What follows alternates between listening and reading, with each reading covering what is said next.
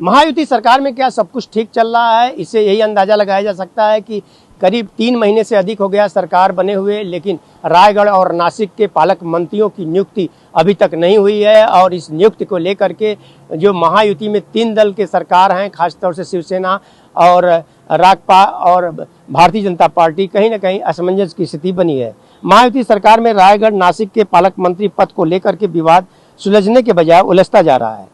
इस बीच राज्य सरकार ने 1 मई को महाराष्ट्र दिवस के मौके पर रायगढ़ में होने वाले ध्वजारोहण के लिए अदिति तटकरे की जिम्मेदारी दी है।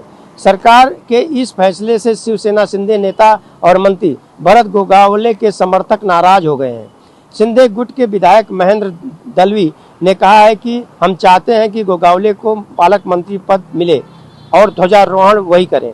दलवी ने कहा है कि पालक मंत्री पद को लेकर अब आखिरी लड़ाई लड़ने का समय आ गया है। दलवी ने कहा है कि रायगढ़ के लोगों की अपेक्षा है कि गोगावले को पालक मंत्री पद दिया जाए, लेकिन गणतंत्र दिवस के मौके पर जिस तरह से अदिति को रायगढ़ में ध्वजारोहण की जिम्मेदारी दी गई थी, उसी तरह अब महाराष्ट्र दिवस के मौके पर फिर से उन्हें भी जिम्मेदारी दी गई है, जिसका हम विरोध करते हैं। उधर राकपा अजित पवार के प्रवक्ता संजय तटकरे ने कहा है कि अदिति को ध्वजारोहण की जिम्मेदारी मुख्यमंत्री देवेंद्र फडणवीस ने दी है। अगर शिंदे के नेता इसका विरोध करते हैं तो यह महाराष्ट्र दिवस का विरोध करने जैसा होगा।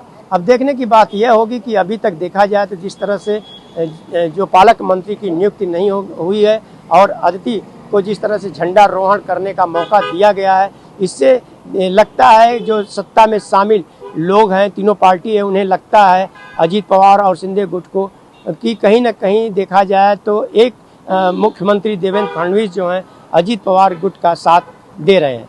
अब देखने की बात यह होगी कि आखिरकार इसमें पालक मंत्री किस पार्टी के बनाए जाते हैं, नासिक में या रायगढ़ में। ऑन टीवी न्यूज़ के लिए कैमरामैन बाला के साथ हरीश तिवारी।